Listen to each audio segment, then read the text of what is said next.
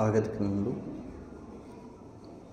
सबसे पहले दिया क्या कि 8 sin 60 डिग्री और 0 तथा 0 8 cos 60 डिग्री के बीच की दूरी क्या होगा। अच्छा, ध्यान दिया जाए तो हमें उससे दूरी पूछा गया। दूरी का फॉर्मूला क्या है, दूरी निकालने का 2 पॉइंट। तो इसको लिखते हैं x1, ये होता है y1, ये होता है x2 और y2, दोनों अलग अलग कोऑर्डिनेट है अपने, दोनों आपस में क्या है, कोऑर्डिनेट है। हम लोग जानते हैं क्या कि होता है under root x2 minus x1 का square plus y2 minus y1 का स्क्वायर। अच्छा ध्यान दो, अगर हम लिखें 0 माइनस 8 तो क्या था मेरे पास 8 साइन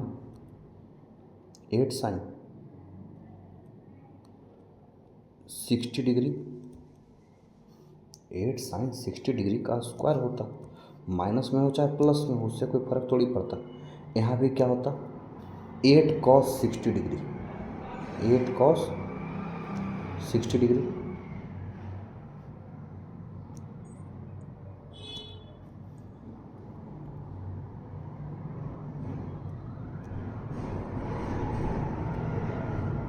देखो इसका भी स्क्वायर होता है मेरे पास, ए स्क्वायर प्लस बी स्क्वायर पे ब्रेक करें उसको तो क्या निकलेगा, ब्रेक क्या होगा, ये होगा 64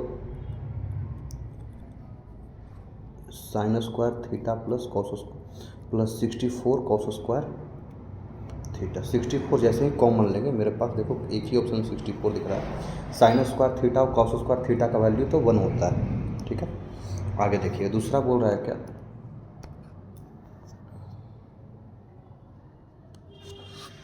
यदि 0 मूल बिंदु हो तो P के निर्देशांक x y हो तो दूरी क्या होगा।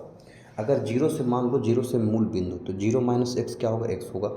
एक्स का स्क्वायर तो एक्स स्क्वायर रूट में एक ही x square plus y square हो सकता है, ठीक है।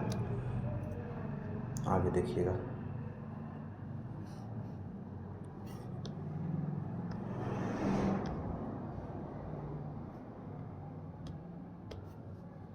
बोलता था डिस्टेंस ऑफ द पॉइंट 12 और 14 फ्रॉम वाई एक्सिस इज। देखो अगर वाई एक्सिस लिखा है तो हम लोग एक्स को देखेंगे, एक्स कितना है 12, आसानी से हो गया। आगे पूछा गया फोर्थ में बिंदु -6 -8 की कोटि है। कोटि मतलब होता है ऑर्डिनेट, ऑर्डिनेट मतलब होता है मेरे पास वाई एक्सिस। इसका वाई एक्सिस -8 है तो -8 मेरे पास एक ही ऑप्शन में था, -8 यहाँ आ गया, ठीक है। अगला क्वेश्चन नंबर 5 पूछ रहा है कि बिंदु 3 -4 किस पाद में स्थित है। भाई बिंदु 3 -4 अगर x मेरे पास देखो 1 में होता तो क्या होता, पॉजिटिव पॉजिटिव, इधर x लिख देते हैं इधर y लिख देते हैं, ठीक है। 2 में होता तो क्या होता, प्रथम द्वितीय, द्वितीय मतलब 2 लिख रहे हैं, x निगेटिव y पॉजिटिव, ठीक है।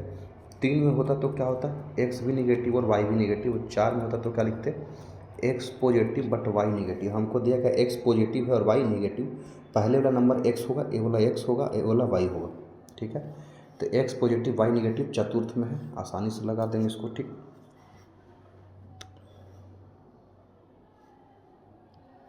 देखो आगे पूछ रहा है निम्नलिखित में से कौन सा बिंदु द्वितीय चतुर्थांश में है। भाई द्वितीय चतुर्थांश मतलब x निगेटिव होता है y पॉजिटिव होता है, पहले बता चुके थे आपको। देखो इस पे पूछ रहा है क्या 7 नंबर में बिंदु 4 -4, देखो एक ऐसे लाइन है, a है 4, a है -4, ठीक है। और -4 और 4, -4 है और 4 है, ठीक है। को मिलाने वाले रेखाखंड के मध्य बिंदु के निर्देशांक क्या होता है, a है p, जिसका वैल्यू मान लिए x और y। तो x हम निकाल लेंगे, y निकल जाएगा। देखो x इक्वल टू होता है x1 प्लस x2 बटा 2।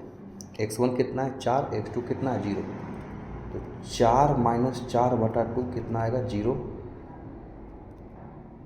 बटा 2। 0 बटा 2, 0 से एक ही एक है। और दूसरा भी क्या होगा, ये भी 4 और 4 कितना होगा, y भी अगर निकाल ले हम तो -4 प्लस 4 बटा 2 कितना आता है मेरे पास 0 बटा 2, कितना आएगा 0, दोनों कोऑर्डिनेट 0 है, ऑप्शन नंबर बी होगा, ठीक है। 7 के बाद देखते हैं 8। रेखाखंड ए बी के मध्य बिंदु 2 और 4 है, ठीक है। जिसके नियामक इतना दिया हुआ, बी के नियामक क्या होगा। अगर ध्यान दिया जाए तो इस तरह से रेखाखंड होगा। ए हमको 5 और 7 बता दिया है ए, ठीक है। बी का पूछ रहा है, हमको नहीं पता, इसको x2 लिखते हैं, इसको y2, ठीक है। ये मेरे पास बी है जो कितना दिया हुआ है 2 और 4, 2 और 4। देखो यार, होता अभी बताया था क्या होता, क्या 2 इक्वल टू, इसको मानते x, ये होता y, तो x इक्वल टू क्या होता था x1 प्लस x2, मतलब 5 प्लस x2 बटा 2, तो 5 2 दूनी 4, -5 बराबर x2 आता है, ठीक है। मतलब -1 एक ही ऑप्शन में से स्टार्टिंग किया है x के लिए, x2 के लिए -1, तो दूसरा तो अपने से निकल जाएगा। आगे देखिएगा 9 नंबर।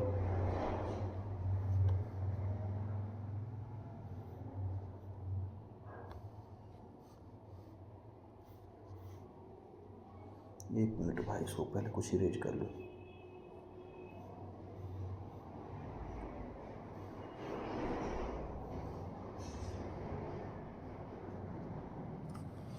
किसी वृत्त के व्यास के सिरे के निर्देशांक 10 और इतना है तथा दूसरा इतना है, तो वृत्त के केंद्र के निर्देशांक क्या होगा। ध्यान दीजिएगा, आगे आसान क्वेश्चन है सब, ये सब क्वेश्चन आगे एग्जाम में तो समझिए कि हलवा मिल गया आपको, दोना लेना है, लपक लेना है। -6 और 10, ठीक है। इधर कितना 10 और -6 हमको दे दिया, दोनों के वृत्त के डायमीटर के जो दोनों एंड है उसको, तो वृत्त के केंद्र होता है मिड पॉइंट, ये है O, इसको मान लेते हैं x और y। x कितना होगा, देखो ध्यान से आप दोनों को सम करो, 10 को और 6 को, तो कितना हो गया -4 बटा 2, कितना हो गया -2 तीन दो ऑप्शन में है। y भी निकाल लेते हैं, क्या होता है -6 -4 10, -2 कैसे हो, सॉरी 2 होगा सिर्फ, 2 दो ऑप्शन में, तो यहाँ भी क्या आ गया मेरे पास 10 में से 6 हो गया 4 बटा 2, 4 बटा 2 क्या आ गया, दोनों में 2 है मेरे पास, दोनों में 2 मेरे पास एक ही ऑप्शन में है। आगे देखिएगा 10 नंबर। यदि किसी त्रिभुज के शीर्षों के निर्देशांक 4 6 और 0 4 और 5 5 हो तो त्रिभुज के केंद्र के निर्देशांक। अगर हमसे केंद्र के निर्देशांक पूछ लेता तो लिखते पता है क्या, x इक्वल टू होता है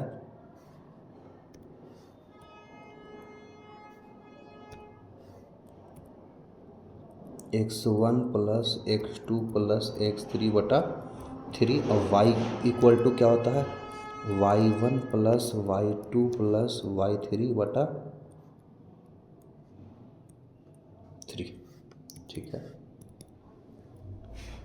देख लो यार, x इक्वल टू क्या होगा 4 0 और 5, 5 4 9 बटा 3 आता 9 बटा 3, एक ही दो ऑप्शन में, चलो ठीक है। 6 4 10 5 15, y के आगे मेरे पास 15 बटा 3, तो ये 5 हो गया, 3 और 5 मेरे पास एक ही ऑप्शन में था। आगे देखते हैं हम लोग 11 नंबर क्वेश्चन, ठीक है। आगे बोल रहा क्या कि यदि A01 B05 और C3 4 के किसी त्रिभुज ABC के शीर्ष है तो त्रिभुज ABC का क्षेत्रफल वर्ग इकाई में होगा। ये शीर्ष है 01, ठीक है, 05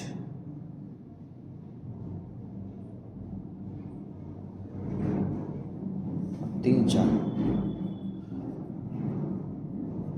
एक मिनट इसको मिटाते हैं।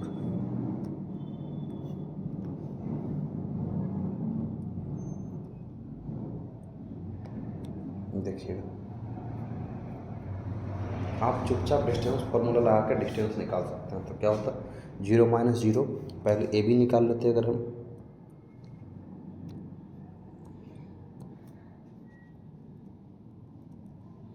ए बी का डिस्टेंस फार्मूला क्या होता है 0 - 0 तो 0 हो गया, और 5 - 1 तो 4 का स्क्वायर, तो 16 का स्क्वायर रूट 4। ए बी मेरे पास 4 आ गया, बी सी मेरे पास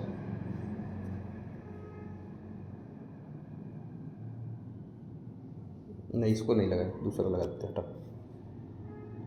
एक और है क्षेत्रफल निकालने का फॉर्मूला, होता है 1/2 इंटू x1 तो y2 माइनस y3 ऐसे करके होता है। ठीक है, अगर हम देखने जाएं प्लस x2 y3 माइनस 2 था, y1 प्लस x3 तो होता क्या, y1 माइनस y2। ठीक है, इक्वल टू 1/2। x1 कितना था मेरे पास, x1 जीरो था। सर जीरो से किसी भी चीज़ को मल्टीप्लाई करें तो जीरो आएगा, हम आगे नहीं, इसको इतना बाकी हो गया। सो x2 क्या था मेरे पास, ये भी जीरो था। x3 क्या था मेरे पास, ये 3 था। ठीक है, इसका भी मल्टीप्लाई क्या आ गया, जीरो, ये तो ख़त्म कहानी हो गया। x3 क्या है मेरे पास, 3 है, 3 को मल्टीप्लाई किसको करना है, y1 minus y2, y1 1 minus 5, 1 minus 5 तो क्या होता है 1/2 तो था। ठीक है, इनटू अगर देखा जाए इसको तो 3 तो यहाँ था, 4 यहाँ था, 3 चौका 12। नोट से बाहर निकालें तो 2 छक 12, 6 आ गया। हम सिर्फ सॉल्यूशन कर रहे हैं, इसमें गलती है मान रहे हैं, लिखे भी गलती है बोल रहे हैं, लेकिन मेरा आंसर से आने से मतलब है हमको आंसर आ गया। ठीक है, बाकी का दिमाग नहीं लगाना क्योंकि ऑब्जेक्टिव क्वेश्चन था, बाकी दिमाग नहीं लगाए क्योंकि ऑब्जेक्टिव क्वेश्चन था। दिमाग लगाना है, सब्जेक्टिव नहीं लगाएंगे। देखो ऐसा क्वेश्चन अभी थोड़ा देर पहले करवाए थे कि जिसका जिसका सम 90 होगा, ठीक है, उसका वैल्यू 1 हो जाएगा। देखो यार 23 और 67 1 हो गया, tan 80 और tan 1 1 हो गया, तो इसका आंसर कितना होगा, 1 होगा। अगला बोल रहा है क्या, यदि दो समरूप त्रिभुजों को क्षेत्रफल 100/44 है तो उनकी संगत भुजाओं का अनुपात क्या होगा, इसका रूट निकाल लो। 10/12, 10/12 एक ही ऑप्शन में है सी। क्वेश्चन थोड़ा सा ध्यान से बनाइएगा तो आसानी से 50 क्वेश्चन तो बन जाएगा। अगला बोलता है कि किसी वृत्त को 2 अलग बिंदुओं पर प्रतिच्छेदित करने वाली रेखा को कहते हैं a line which intersect a circle in 2 distinct point is called. देखो कॉर्ड 2 पॉइंट को टच करता है, टेंजेंट 1 पॉइंट को टच करता है, नन ऑफ दिस तो नहीं होगा, हो गया सेकंड। ठीक है, सेकंड छेद करके निकलता है, इसको सेक थीटा ही बोलते हो आप अपनी भाषा में जब मैथ में पढ़ते थे। देखो अगला, दो समृद्ध त्रिभुज की संगत भुजाएं 4:9 के है तो क्षेत्रफल के अनुपात क्या होगा, सिर्फ इसका स्क्वायर कर दो, 4 चौका 16/81 हो गया, खत्म कहानी।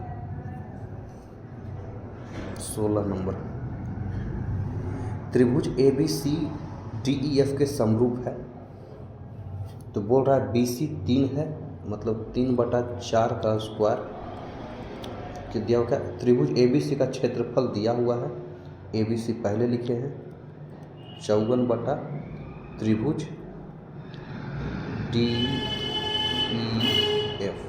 अच्छा 9 क्या होता, 16 होता, इक्वल टू 54/x मान लेते, इसको x करते, इसको अगर मल्टीप्लाई कर 9 छक 54 तो x इक्वल टू 16 छक 96, x इक्वल टू 16 छक 96 आसानी से बन जाएगा, कोई दिक्कत। ऊपर से ऊपर काट सकते हैं, दोनों साइड चेंज रहेगा। तो आगे बोल रहा था किसी त्रिभुज में एंगल A बराबर 90 है, BC 13 है, AB 12 तो AC का मान क्या होगा। यार देखो ध्यान से, त्रिभुज का एक चीज़ का एक फिक्स होता है पैटर्न। एंगल A मेरे पास 90 कह दिया, A मेरे पास 90 है, हमको AB कितना दे दिया है 12, A 12 दे दिया। ठीक है, BC 13 है, इसको C कर तो ये 13 है, तो हम जानते हैं पाइथागोरस थ्योरम से 13 का स्क्वायर ये दोनों के स्क्वायर करके घटा देंगे। ठीक है, तो इसके स्क्वायर के बराबर आएगा तो कितना था 169 माइनस 144 आएगा 25, 25 इसका स्क्वायर होता, 25 किसका स्क्वायर रूट क्या होता, 5 होता। ठीक है, इसको पाइथागोरियन ट्रिक कहते हैं, 5 12 13 का दोनों तीनों का सम होता है, 5 का स्क्वायर प्लस 12 का स्क्वायर बराबर 13 के स्क्वायर का होता है।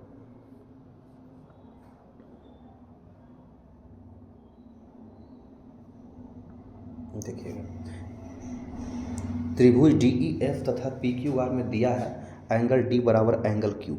एंगल डी बराबर एंगल क्यू और एंगल ई बराबर एंगल आर, तो निम्नलिखित में कौन सा सही होगा। अच्छा भाई देख लो ध्यान से तुम, क्या इसको काटते हैं, इसको बनाते हैं, इसको मजा करते हैं। देखो डी और क्यू दे दिया है, डी काट देंगे, नीचे हटाओ इसको मत लिखिए, डी काट दिए, इधर किसको काट दिए, क्यू काट दिए, डी और क्यू काट गया। कलर चेंज कर लेते, थोड़ा सा पिंक कर लेते, आर और ई है, आर और ई, तो एफ और पी बच गया।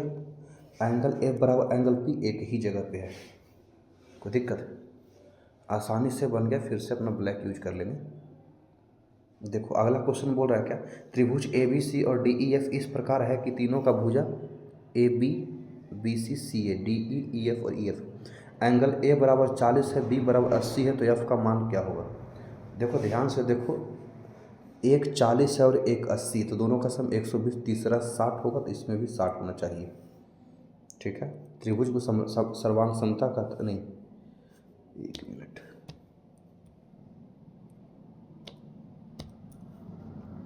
त्रिभुज का सिमिलरिटी का है क्या कि अगर जैसे देखो दो त्रिभुज बना ही लेते हैं, इधर है A B C D E F, बोला क्या ए बी बटा डी ई, ए बी बटा डी ई, ठीक है। दूसरा बोल रहा है क्या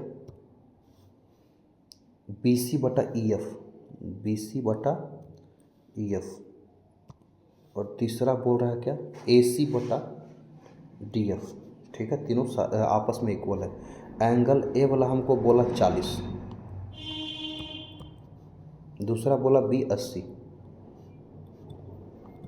तो भाई 8 4 12 120, तो ये कितना होगा, 8 4 12 120, तो 60 होगा, इस 60 है तो ये भी 60 होगा।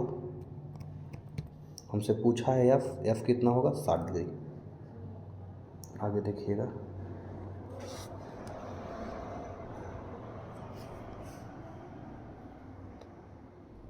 दो प्रतिच्छेदी वृत्तों की उभयनिष्ठ स्पर्श रेखाओं की संख्याओं का दर, number of common tangent of two intersecting circle each, common tangent पूछ रहा है, इंटरसेक्ट करता है सर्कल, आपस में इंटरसेक्ट कर रहा है, मतलब इस तरह से सर्कल है, तो दोनों में कॉमन टेंजेंट क्या होगा, एक ही तो होगा ये सब।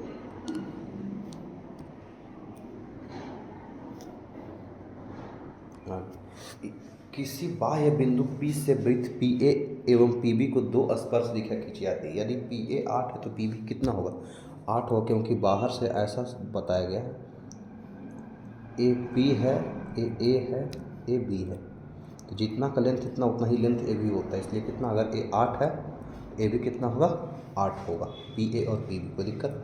आगे देखिएगा 22 नंबर। भाई साहब तुम अगर इतना करके जाते हो तो तुमसे बन सकता है 20 क्वेश्चन। यदि PA और PB किसी बाह्य बिंदु P के केंद्र वाले O पर खींची गई स्पर्श रेखाओं को एंगल APB 80 डिग्री हो तो POQ कितना होगा। देखो हम ऐसे फिगर बनाते हैं,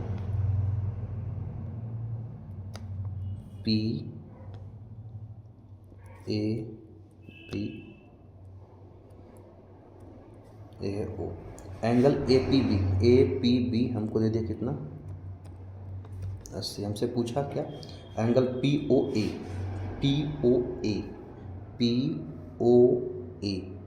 ए वाला एंगल POA ए वाला, ठीक है। अगर A 80 है तो A 40 हो जाएगा, रेडियस और टेंजेंट मिलके एंगल 90 का बनाते, तो 9 4 13, तो कितना हो गया, 50 है ऑप्शन में।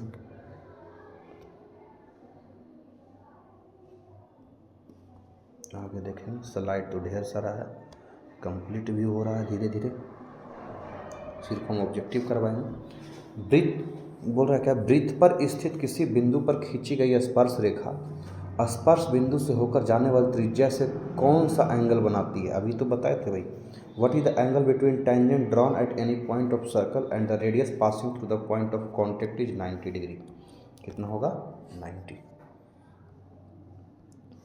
दो वृत्तों की त्रिज्या का अनुपात 3:7 है, दो वृत्त के त्रिज्या उसका अनुपात इतना है, तो क्षेत्रफल का अनुपात कितना होगा, तो सीधे स्क्वायर कर देंगे और क्या। क्यों, देखो स्क्वायर इसलिए कर दे रहे हैं क्योंकि पाई r1 का स्क्वायर बटा पाई r2 का स्क्वायर इक्वल टू क्या होता,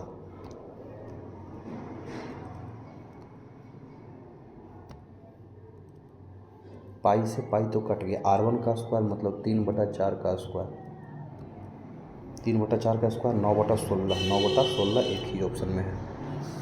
अगला बोल रहा है कि 42 सेंटीमीटर त्रिज्या वाले वृत्त, मतलब 42 सेंटीमीटर क्या दिया, त्रिज्या दिया वाले वृत्त के उस त्रिज्या खंड जिसका केंद्रीय कोण 30 है तो क्षेत्रफल क्या होगा, 30 का क्षेत्रफल क्या होगा। मतलब हमको पूछा है एरिया ऑफ सेक्टर या त्रिज्या खंड का क्षेत्रफल, मतलब सर्कल ऐसे दिया है 30 डिग्री का ए वाला एंगल है, ठीक है। रेडियस हमको दिया है 42, इसका होता है फॉर्मूला पाई r स्क्वायर थीटा बटा 360, ठीक है। आप देखो 20, इसको ध्यान से लगाएं तो 22/7 गुना रेडियस हमको दिया कितना, पाई r स्क्वायर, 42 को 2 टाइम्स मल्टीप्लाई कर लो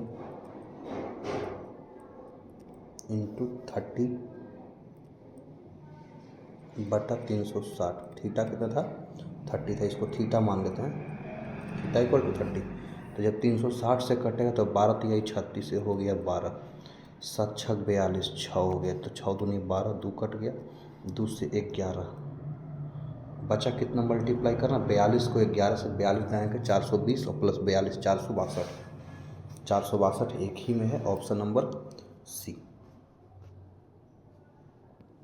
11 के बाद 12 नंबर पेज। आगे बोलता क्या, दो वृत्तों की परिधियों का अनुपात 5:7 है तो उसकी त्रिज्याओं का अनुपात क्या होगा, सेम होगा 5:7, क्योंकि हम लोग पढ़े थे 2πr1 बटा 2πr2 बराबर दे दिया कितना 5/7, 5/7, 2π तो कट गया, r1 बटा r2 5/7। देखो यार 27, इस 27 तो नहीं, क्वेश्चन तो 50 के पार हो चुका है, दूसरा स्लाइड खुला तो उसका है। आगे बोलता क्या कि 7 sec square theta minus 7 tan square theta, अगर 7 को कॉमन ले लेते हैं तो लिख सकते हैं sec square theta minus tan square theta equal to 7 into 1 जो कि 7 के बराबर होगा।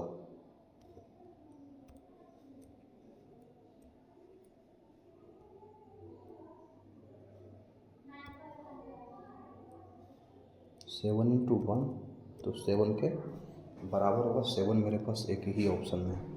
अगला बोलता है 28 में if x equal to a cos theta Y equal to b sin theta, तो b square x square plus a square by square बराबर क्या होता है। अच्छा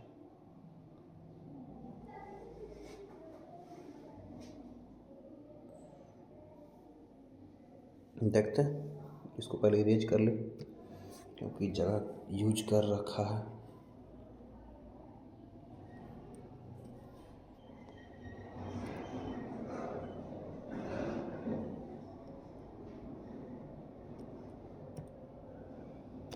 ठीक है, हम अगर निकाले यहाँ से cos स्क्वायर थीटा,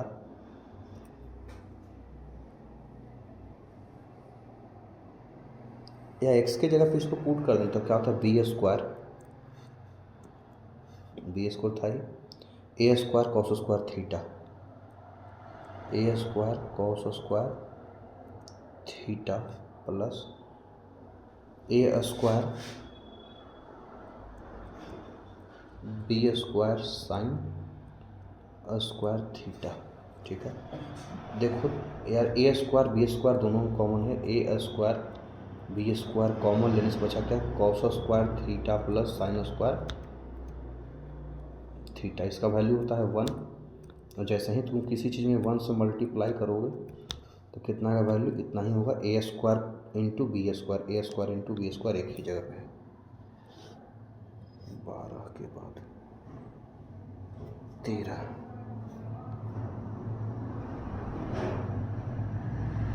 एक मिनट, कहाँ गया भाई टीचर।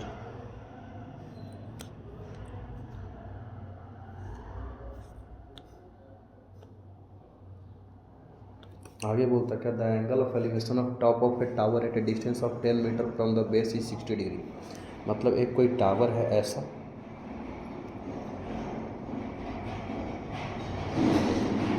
ठीक है, उसका नीचे से ऊपर दिख रहा है कितना, 60 डिग्री के एंगल से, ठीक है, A B C.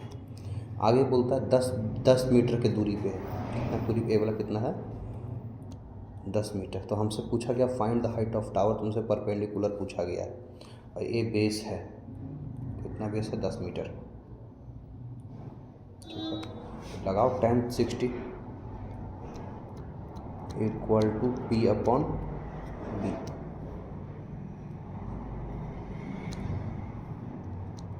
P upon B tan 60 होता है 1/√3। पी तो पता नहीं है, बी पता है कितना 10, तो सीधा चेंज होगा तो 10/√3 आता, इंटू √3 से मल्टीप्लाई भी करते तो 10/3,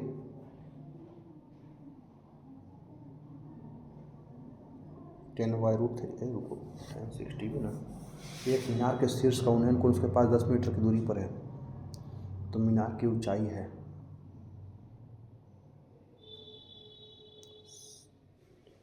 एक गलती करे, सॉरी भाई, सॉरी,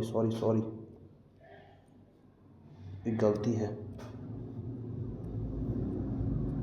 सिर्फ यहाँ पे होता √3, यहाँ पे होता सिर्फ √3, तो p इक्वल टू 10√3 होता, कितना था 10√3।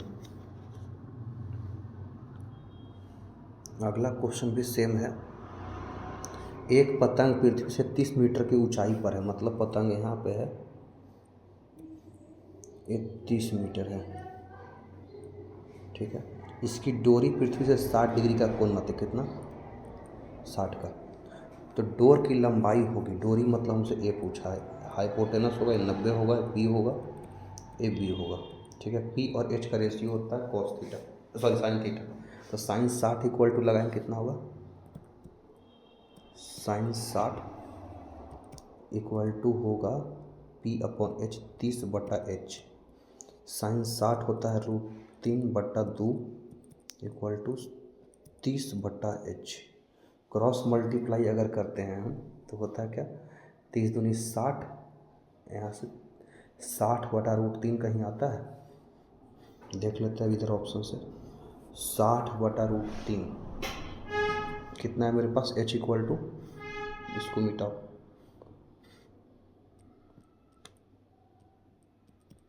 h इक्वल टू 60/√3, इसको रेशनलाइज करेंगे तो ऊपर भी √3 और नीचे भी √3 जाएगा, ठीक है।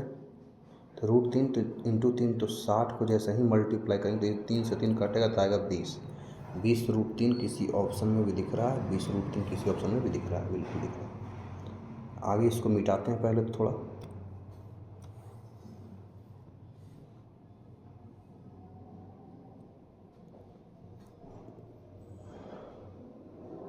आगे बोल रहा था कि के किस मान के लिए द्विघात समीकरण kx² - 6x + 1 = 0 के मूल वास्तविक एवं समान है। तो हम लोग जानते हैं के का मूल्य समान होने के लिए, के का वैल्यू समान होने के लिए d = b² - 4ac जो होगा वो 0 के बराबर होगा। b मेरे पास कितना है, तो 6k² है माइनस 4 × k इंटू 1, तो इसको साइड चेंज करें तो 36 तो इधर रह जाएगा, और 4k बराबर 36, 4 × 36, k बराबर 9, k बराबर 9 है, 9 के लिए क्या हो, दोनों वैल्यू समान होगा।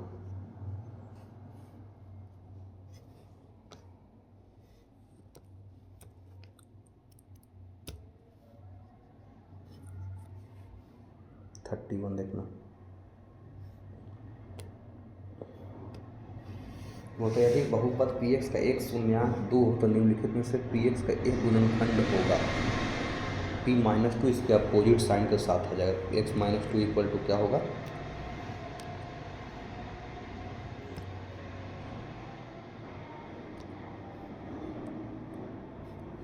बराबर आएगा। अगला बोलता है क्या 33 में, यदि बहुपद सी एक्स स्क्वायर माइनस प्लस ए एक्स प्लस बी के शून्य अल्फ़ा और बीटा हो तो अल्फ़ा इंटू बीटा का मान क्या होता है। अल्फ़ा इंटू बीटा का मान माइनस सी बाई ए होता है, लेकिन यहाँ पे क्या है कि माइनस सी के जगह पे क्या है, बी है, तो माइनस बी बाई, एक मिनट, सी अपॉन ए, अरे भाई कहाँ गया razor, B upon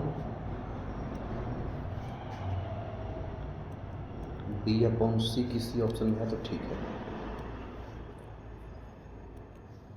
B upon सी यही है ऑप्शन नंबर सी, ठीक है।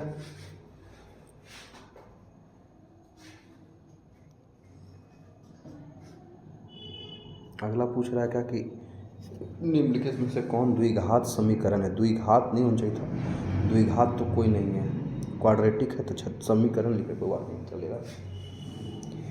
देखो यार एक्स स्क्वायर, यहाँ भी इसको एक्स को मल्टीप्लाई इससे करेगा तो x into x, x square होगा, यहाँ दोनों कट जाएगा, एक्स स्क्वायर, तो ए तो नहीं होगा क्योंकि ये लोग 3 भी दिख रहा है। यहाँ भी ए होना चाहिए, ठीक है, ए नहीं होगा, ए जैसे ही मल्टीप्लाई होगा x into x, 4x square plus 1 equal to 4, 4 जा 16 है, 16x स्क्वायर, ए भी नहीं होगा।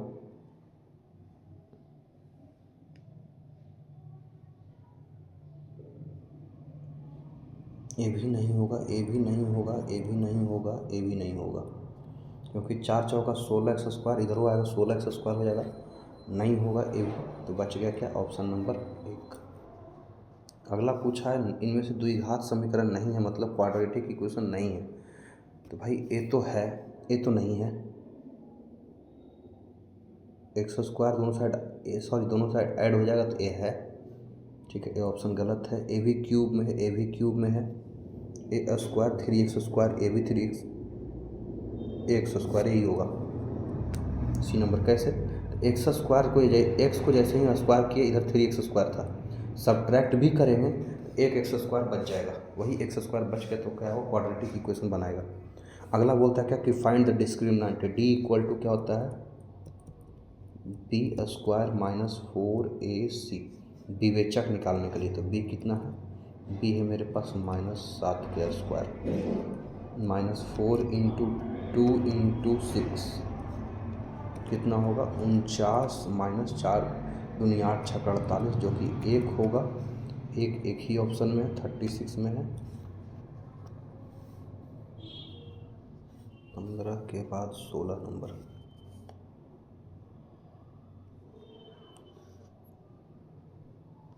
आगे देखिएगा, निम्नलिखित में कौन बिंदु x इक्वल टू 2 के लेखाचित्र पर होगा। x अगर 2 है तो y 0 होगा, x अगर 2 है तो y, इसमें से एक ही ऑप्शन दिख रहा है कि अगला वो 43 नंबर में, यदि p+1 2p+1 और 4p-1 समानांतर श्रेणी में तो p का मान क्या होगा। तो दोनों को परस्पर सब्ट्रैक्ट करेंगे तो d निकल जाएगा, इसको पहली बार करेंगे तो क्या होगा, 2p+1 minus p+1 equal to 4p-1, sorry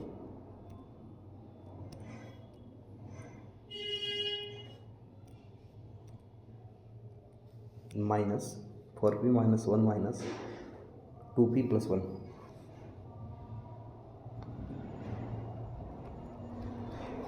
इसको देखते हैं, 2p माइनस p कितना होता है, p+1 -1 कट जाएगा, दोनों तो आपस में कट जाएगा, बराबर 4p माइनस 2p, तो कितना होता है 2p -1 -1 -2 आता, साइड चेंज करते तो p होता इधर, इधर 2 आता, p इक्वल टू क्या होता 2।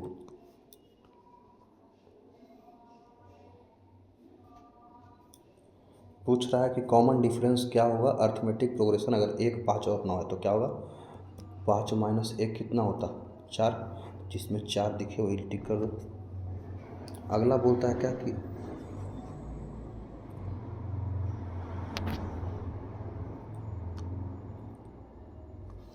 समानांतर श्रेणी 5, 8, 11 और 14 का 38वां पद कौन सा होगा।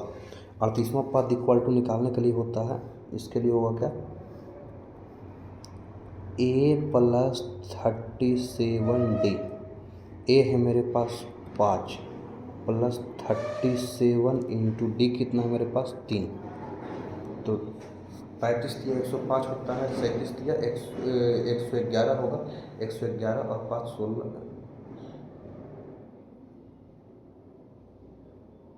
ना रुक रुक रुक सॉरी तो समानांतर श्रेणी 5, 8, 11, 14 का कौन सा पद 38 होगा। 38 मतलब हमको लास्ट नंबर दे दिया, तो हम लोग एक फॉर्मूला जानते हैं जिसको लगा सकते हैं किसी भी लास्ट नंबर निकालने के लिए, वो होता है an equal to a plus n minus 1 into d. ठीक है, ए मेरे पास 5 है प्लस ये मेरे पास 5 है, मेरे पास n नहीं पता है, n माइनस 1 इंटू 3। ठीक है, लेकिन हमको an जो दे दिया है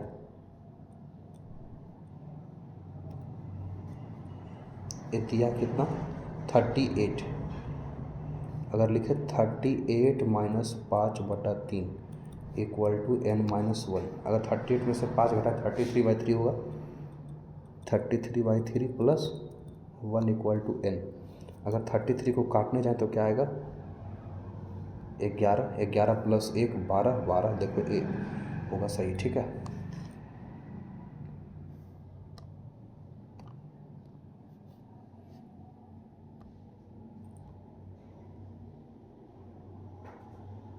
आगे बोलता दो गोलों का आयतन का अनुपात 64/125 है तो उसके पृष्ठीय क्षेत्रफलों का अनुपात क्या होगा।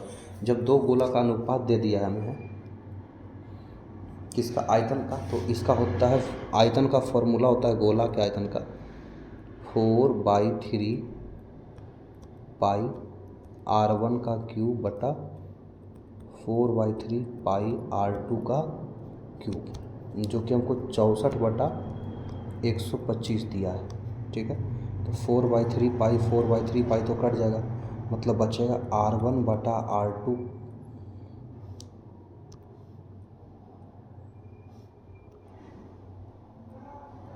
का क्यूब, जो कि 4/5 का क्यूब के बराबर है। ठीक है, मेरे पास r1 बटा r2 कितना है 4/5, लेकिन हमसे पूछा है क्या, then the ratio of their surface area है, सरफेस एरिया होता है 4πr²। ठीक है, इसको थोड़ा मिटा ले ख़त्म कहानी करके। सरफेस एरिया का निकालना तो क्या होता है 4πr1 का स्क्वायर बटा 4πr2 का स्क्वायर, कितना आएगा इसमें, मतलब 4/3 सॉरी 4/5 का स्क्वायर, मतलब 16/25, 16/25 जिस ऑप्शन में दिखे उस ऑप्शन को निपटा दिया जाएगा। ठीक है, मिटाते फिर से इसको, ध्यान से सुनिएगा, ऐसा नहीं कि कुछ लिखे और समझिए कुछ और आप। दो बेलन की त्रिज्याओं का अनुपात 4/5 है, उसकी ऊंचाई का अनुपात 6/7 है, तो दोनों आयतन का अनुपात क्या होगा। देखो यार, बेलन का आयतन क्या होता है, बेलन का आयतन होता है पाई r1 का स्क्वायर h1 बटा पाई r2 का स्क्वायर h2। भाई पाई से पाई तो कट जाएगा, रेडियस कितना है 4/5, तो 16/25 गुना 6/7, 6/7 175 किसी में दे रहा है, बिल्कुल दे रहा है, यहाँ पे 125 दे रखा था, यहाँ पे 125, यहाँ पे 16×6 = 96/175 आता है।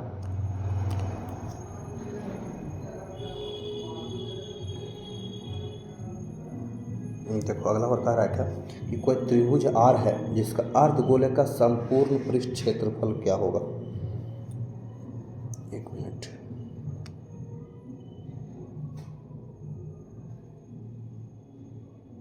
देखो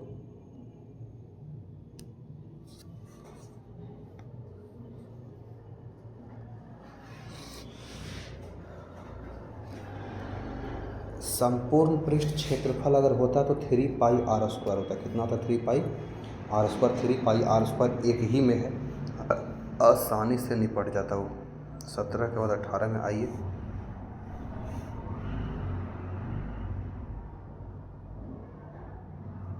यदि किसी शंकु के वक्र पृष्ठ का क्षेत्रफल 880 सेंटीमीटर है और त्रिज्या 14 सेंटीमीटर है तो उसकी तिर्यक ऊंचाई है। यार हमसे पूछा क्या कि कर्व सरफेस एरिया कौन का होता है? πRL इक्वल टू 880 दे दिया हमको है। 22/7 इंटू रेडियस 14 होता है इंटू L इक्वल टू 80। ठीक है, A इक्वल टू दिया यहाँ पे। आगे देखो 7 दूनी 14, 22 चौका 88, 2 से 20। L मेरे पास आसानी से निकल गया 20 सेंटीमीटर। अगला बोला क्या, यदि किसी घन के विकर्ण की लंबाई 2√3 है तो इसके कोर की लंबाई कितना होता है? विकर्ण होता है √3 इंटू साइड, जो हमको दिया हुआ है 2√3। √3 से √3 काट दिए, बचा कितना? Side equal to 2। Side equal to 2 हमको दे दिया।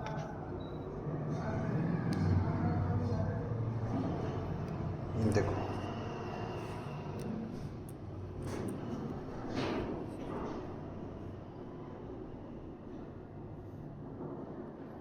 आगे बोलता है क्या, किसी घन का किनारा दुगना हो जाने पर, घन पहले x था अब 2x हो गया है।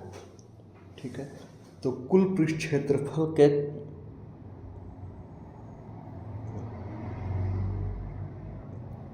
किसी घन का किनारा दुगना हो जाने पर कुल पृष्ठ क्षेत्रफल पहले के कुल पृष्ठ क्षेत्रफल का कितना गुना हो जाएगा। मतलब पूछ रहा था पहले अगर x था, अगर x होता, पहले अगर साइड x होता, साइड इक्वल टू x होता, और अब कितना बोल रहा है साइड होगा?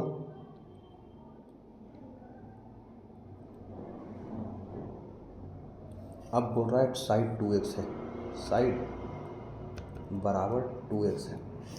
अगर पहले साइड x है अब साइड 2x है, ध्यान दिया जाए भाई मेरे, अगर साइड 2x हो गया है, अब कुल पृष्ठ क्षेत्रफल मतलब टोटल सरफेस एरिया इसका होता है 6 इंटू साइड², मतलब 6x²। लेकिन यहाँ क्या होता, 6 इंटू 2x², तो कितना? 6 इंटू 4x², तो 24x²। ए इसका कितना टाइम्स है? तो 4 टाइम्स है, तो 4 गुना बढ़ जाएगा।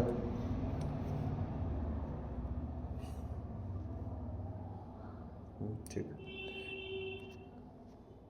किसी गोले के कुल पृष्ठ क्षेत्रफल और उसी त्रिज्या के एक अर्धगोले के कुल पृष्ठ क्षेत्रफल का अनुपात क्या होगा। भाई एक होता है किसी गोले के कुल पृष्ठ क्षेत्रफल होता है 4πr² बटा सेम रेडियस है उसी त्रिज्या के एक अर्धगोले के कुल पृष्ठ क्षेत्रफल, इसका होता है 3πr²। रेडियस और पाई कट जाएगा, रेडियस का स्क्वायर पाई स्क्वायर कट के 4:3, 4:3। आगे देखा जाए तो क्या होगा, किसी अर्धगोले की एक वक्र पृष्ठीय क्षेत्रफल 1232 है तो उसकी त्रिज्या होगा। ठीक है, देखिएगा ध्यान से, किसी अर्धगोले के वक्र पृष्ठ क्षेत्रफल मतलब हमको देता है 2πr² बराबर 1232। ठीक है, 2 से तो कट गया, 616 किसके बराबर है? 22/7 इंटू r²। 22 दूनी 44, 16 1 17 8, आर स्क्वायर इक्वल टू क्या लिख सकते हैं 28 गुना 7, तो यहाँ से 7 आ जाएगा, यहाँ से 2 आ जाएगा, 7 दूनी 14। मतलब अगर साइड चेंज करेंगे, आर स्क्वायर है ना, तो आर निकालने जाएंगे तो अंडर रूट लिख सकते हैं 4 गुना 7 गुना 7। ठीक है, 2 को 7 है तो एगो बाहर निकल जाएगा, और एगो 4 का होता है 2, तो 7 दूनी 14।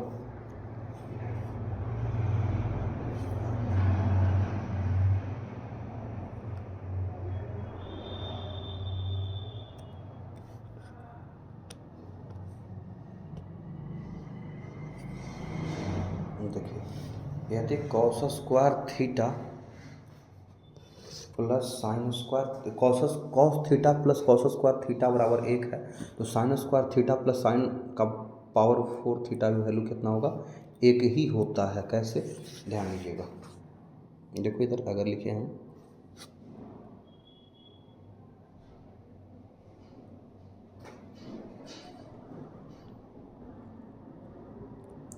Cos theta equal to 1 minus cos square theta हो सकता है, जो कि साइन स्क्वायर थीटा के बराबर होता है।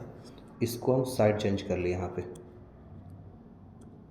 ठीक है, साइन स्क्वायर थीटा के बराबर होता है। साइन स्क्वायर थीटा के बराबर क्या लिखे हम, कॉस थीटा। यहाँ हो गया क्या, cos theta plus cos square theta, तो हमको ऑलरेडी तो 1 दिया हुआ था ही, तो इसका वैल्यू क्या होगा 1।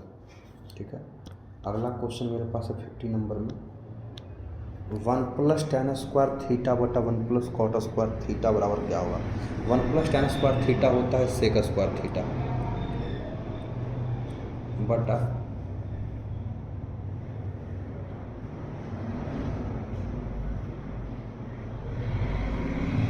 1 प्लस कॉट स्क्वायर थीटा होता है कॉसेक स्क्वायर थीटा।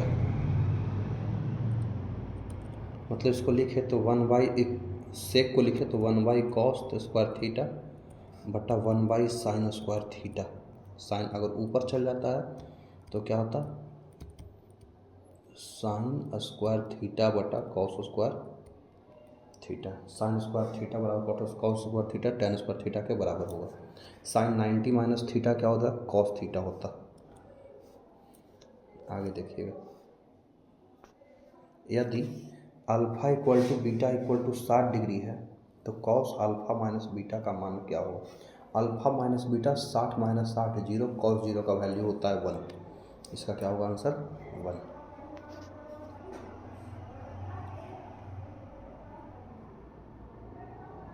ठीक है, अगला, यदि थीटा बराबर 45 डिग्री हो तो sine theta plus cos theta का मान क्या होगा। साइन थीटा का मान हो जाएगा sine 45 1 by root 2 plus 1 by root 2, तो क्या होता है एलसीएम 1 प्लस 1 बाई रूट 2, तो मतलब 2 बटा रूट 2, तो इसका वैल्यू क्या होता है मेरे पास, ये तो कट जाता तो रूट 2 ऊपर में आता। ठीक है, यदि ए बराबर 30 डिग्री है, ए बराबर 30 डिग्री हो तो 2 tan ए, मतलब 2 इंटू टेन 30 का वैल्यू होता है 1 बाई रूट 3 बटा 1 माइनस 1 बाई रूट 3 का स्क्वायर। अगर लिखे तो 2 बाई रूट 3 बटा 1 माइनस 1 बाई 3। अगर इसको थोड़ा सा और कंप्रेस करें हम,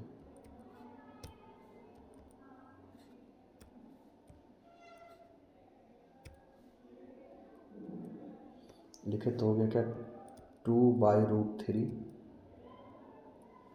माइनस 3 माइनस 1 बटा 3, मतलब 2 बटा रूट 3 इंटू 3 बटा 2।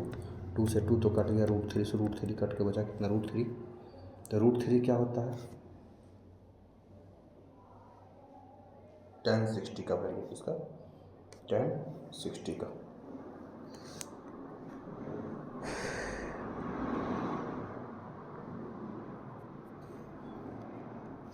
स्टार्ट तक करवाएंगे है क्वेश्चन, बाकी हम बंद कर देंगे। ठीक है,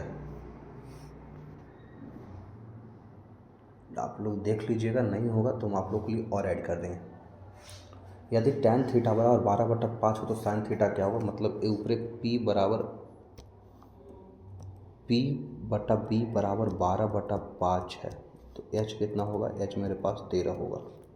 12 के स्क्वायर प्लस 5 के स्क्वायर का अंडर रूट, साइन थीटा होता है पी बटा एच, पी मतलब 12, 12 एक ही ऑप्शन में, इसको निकालने भी नहीं आते। साइन थीटा होता है, ये होता है पी अपॉन एच, पी मेरे पास 12 था, ऊपर 12 एक ही घूमता। ठीक है, आगे ध्यान दीजिए 56 नंबर में, अगर ये दोनों को काटे तो एक आएगा, ये दोनों को काटे तो एक आएगा, एक प्लस एक इंटू एक कितना होता है, एक होता है। मतलब अभी समझा देगा कि दो एंगल का सम अगर 90 है तो उसका वैल्यू 1 हो जाएगा। ठीक है, यदि tan 25 इंटू tan 65 है तो साइन ए बराबर क्या होगा, ए का वैल्यू अभी बताया था, दोनों का सम कितना होगा 90, इसका वैल्यू 1 हो जाएगा। अगर 1 हो जाता है तो साइन में एक किसका वैल्यू होता है, तो साइन 90, साइन ए बराबर साइन 90 हमको दिया हुआ है। ठीक है, तो साइन टू साइन कट गया, ए बराबर क्या आएगा 90, एक ही ऑप्शन में है।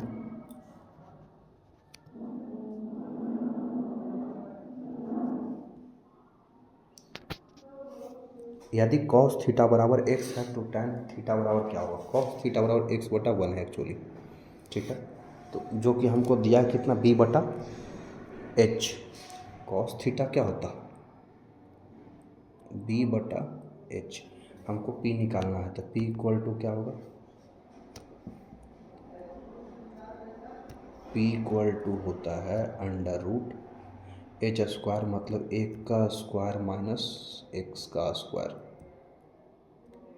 H square minus b square, तो फिर क्या होगा 1 माइनस एक्स स्क्वायर का अंडर रूट। हमसे पूछा है tan थीटा, तो tan थीटा होता है पी अपॉन बी, पी है मेरे पास 1 माइनस एक्स स्क्वायर का अंडर रूट, और बी मेरे पास है एक्स, बी मेरे पास कितना है एक्स, यही मेरा ऑप्शन में होगा 1 माइनस एक्स स्क्वायर। देखो इसको अगर ब्रेक करने जाए ए, इसको पावर 4 लिखते हैं, तो 1 का पावर 4 माइनस कॉस का पावर 4 क्या होता है, इसको लिख सकते हैं 1 का power 2 plus cos square theta और 1 minus cos square theta, a square minus b square पे इसको ब्रेक कर दिए।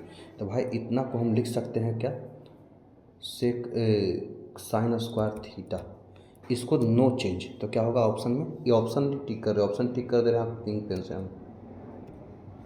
देखो 1 प्लस कॉस स्क्वायर थीटा और साइन स्क्वायर थीटा यही है, ऑप्शन मेरे पास सही कौन सा होगा, बी नंबर है, एग्जैक्ट सही है।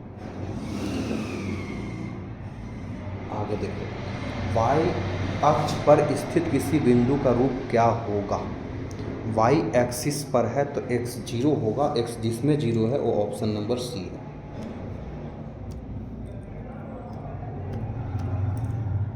आगे देखिएगा, निम्नलिखित में से किस द्विघात बहुपद के शून्यांक 3 और -10 हैं, 3 और -10 बोलता क्या किसका 0 हो सकता है, तो हम लोग मान ले इसको अल्फ़ा, इसको मान ले बीटा, तो हम लोग जानते हैं अल्फ़ा प्लस बीटा बराबर क्या होता है, 10 माइनस, यहाँ पर -7 आ जाएगा, और अल्फ़ा इंटू बीटा क्या होता है, 7 तिहाई 10 तिहाई 30, तो यहाँ पे 30 हो गया। एक इक्वेशन होता है p x equal to x square minus alpha plus beta into x plus alpha into beta. देखो यार -30 दो जगह है, ये दोनों तो ऑप्शन कट गया, ये दोनों ऑप्शन कट गया, इसका लिखने का इक्वेशन तो एक्स स्क्वायर माइनस, और माइनस यहाँ भी था तो प्लस 7x, तो प्लस ए भी कट गया और -30। ठीक है, आगे देखिएगा 62 नंबर, यदि किसी द्विघात बहुपद के शून्यकों का योगफल 3 एवं उसके गुणनफल -2 है, किसी द्विघात बहुपद के शून्यांकों का योगफल एवं उसके गुणनफल, तो अभी तो बताए थे भाई, इसको लिख दे alpha plus beta, alpha plus beta या अल्फ़ा इंटू बीटा, इसको लिख सकते हैं सेम पैटर्न पे, पहले एक्स स्क्वायर होता -3 होता, साथ में एक्स और -2 होता, जिसमें दिखे ऐसा आपको टिक कर लीजिएगा खुद से, x square -3x, x square -3x -2। देखो आगे बोल रहा है क्या, कि यदि इतना को QX इतना से भाग दिया जाए तो भागफल का घात क्या होगा।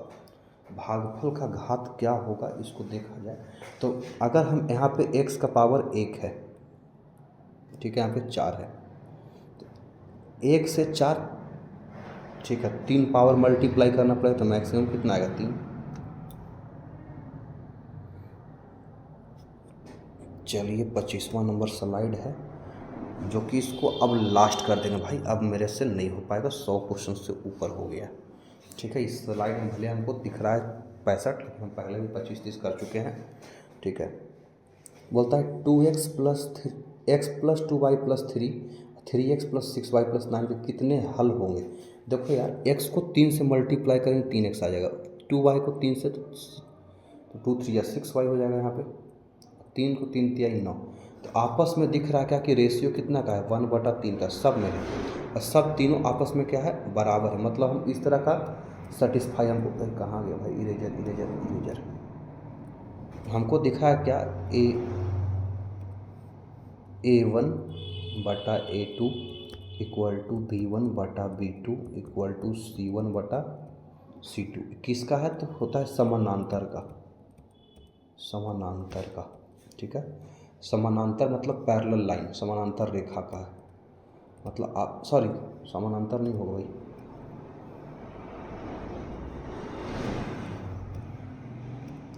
ये आपस में कोइंसाइड कर जाएगा, इसका होगा अनगिनत हल, इसका क्या होगा अनगिनत हल। कोइंसाइड करने का मतलब क्या कि एक पहला लाइन ऐसा था, दूसरा सेम इसी पे लाइन आ गया सेम एग्जैक्टली इसी पे, तो क्या होगा इस पर इसका अनगिनत हल, मतलब इतना हल हुआ कि हम लोग गिन नहीं सकते, ठीक है।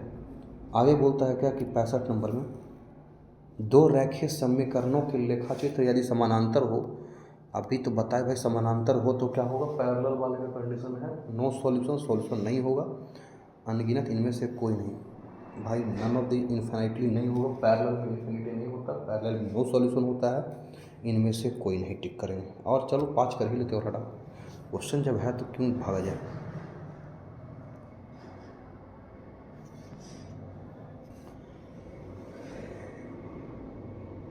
देखो 5x अगर हम लिखने जाएं A1/A2 तो क्या आता 5/7, B1/B2 लिखने जाएं तो क्या आता -4/6, 2 यहाँ पे 3, दोनों इक्वल नहीं है। इसका बोल रहा है क्या एक ऐसा इक्वेशन है कंसिस्टेंट है इनकंसिस्टेंट है, तो क्या होगा इसका कंसिस्टेंट होगा, इसका क्या होगा कंसिस्टेंट, क्योंकि ये दोनों आपस में इक्वल नहीं है। इस तरह का condition A1/A2 is not equal to B1/B2, इसका बिल्कुल यूनिक सॉल्यूशन होता, मतलब कंसिस्टेंट है, संगत है, ठीक है।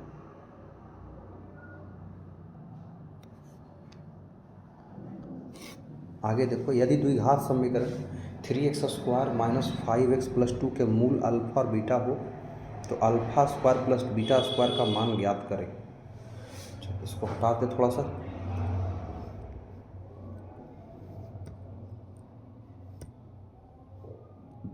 देखो अल्फा प्लस बीटा होता क्या है, alpha plus beta equal to लिखे तो -(b/a), b कितना है मेरे पास तो -5 हो गया बटा 3, अल्फा इंटू बीटा क्या है,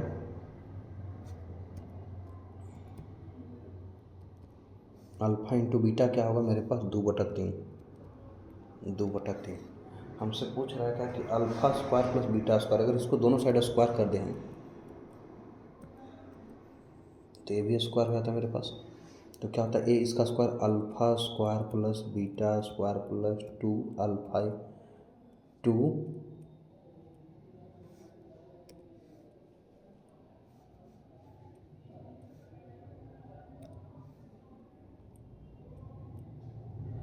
अल्फा इंटू बीटा बराबर 25/9।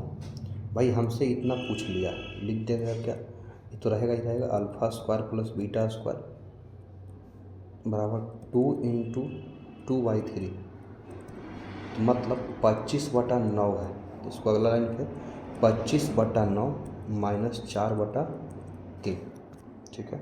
इसका एलसीएम लेंगे तो कितना आएगा 9 आएगा, 25 तो 25 रहेगा, 3 चौका 12 मतलब 13/9 आएगा। 13/9, 13/9 एक ही ऑप्शन में है। देखो बोल रहा है क्या कि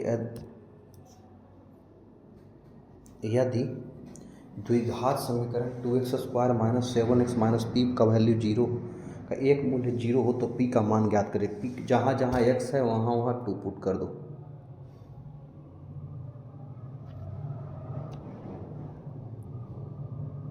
जहाँ जहाँ x है वहाँ वहाँ 2 पुट कर दो। तो क्या था 2 × 2 का स्क्वायर - 7 × 2 - p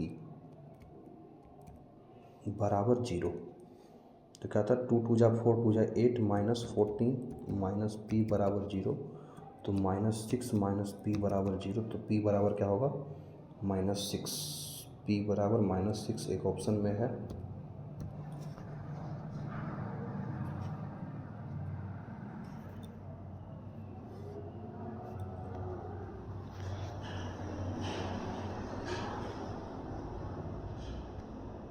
आगे देखिए, यदि द्विघात समीकरण इसका एक मूल्य -3/2 हो तो इसका दूसरा मूल्य क्या होगा। इसको मिडिल टर्म स्प्लिट कर देंगे। हमसे दूसरा मूल्य पूछ रहे हैं, दूसरा मूल्य पूछ रहे हैं तो 2x² -6 दूनी 12 लाना है तो 1 तो -4x + 3x -6 बराबर 0। तो क्या होता 2x कॉमन तो x - 2 होता +3 तो x - 2 = 0। x - 2 एक ब्रैकेट में होता है =0 और 2x + 3 एक ब्रैकेट में होता है =0। तो x = 2 होता क्योंकि यहाँ से -x = क्या आता -3/2 आता और -3/2 हमको दिया हुआ है तो हमसे होगा क्या x = 2। Option number B. Last number है 70। आज का लास्ट पूरे सेशन का लास्ट है आज का मैथ के लिए। इससे ज़्यादा क्वेश्चन बाहर नहीं आएगा, बहुत क्वेश्चन दे दिए हैं। हाँ मीन मीडियन का शायद छूट गया है। बोलता द्विघात समीकरण 2x² - 6 +3 के मूलों की प्रकृति क्या होगी। मतलब वास्तविक होगा, समान होगा, असमान होगा, इनमें से कोई नहीं होगा। ठीक है तो हम लोग डी निकालेंगे। क्या डी का वैल्यू क्या होता है। अगर डी का वैल्यू 0 के बराबर है तो वास्तविक और समान होगा और डी का वैल्यू 0 से बड़ा होगा तो वास्तविक और असमान होगा और 0 से जहाँ छोटा हो तो वास्तविक नहीं होगा। ठीक है हम लोग सबसे पहले निकाले d = होता है b² - 4ac जिसको विवेचक भी बोलते हैं। अब हम निकाले कितना b का वैल्यू कितना है -6 का स्क्वायर -4 × a का वैल्यू 2 है इंटू c का वैल्यू 3 है 36 - 4 दूनी 8 × 24 जो कि आएगा वैल्यू 12। वास्तविक तो है और असमान भी है 70। चलिए ठीक है, वीडियो जाने से पहले प्लीज़ आपसे रिक्वेस्ट है, हम्बल रिक्वेस्ट है, एग्ज़ाम हॉल में बैठने से पहले आराम से 1.5x का आप देख के जाइएगा और अगर देख के जाइएगा तो आपको एग्ज़ाम हॉल में बहुत सा फ़ायदा मिलेगा और जिसका आप उपयोग उठा सकते हैं। तकरीबन 50 नंबर मैथ में तो आसानी से ला सकते हैं। ठीक है एकदम एग्जैक्ट क्वेश्चन है तो थोड़ा बहुत डेटा इधर उधर रहेगा। अगर थोड़ा बहुत डेटा इधर उधर है तो आप आसानी से बना सकते हैं। चलिए bye bye, best of luck for examination.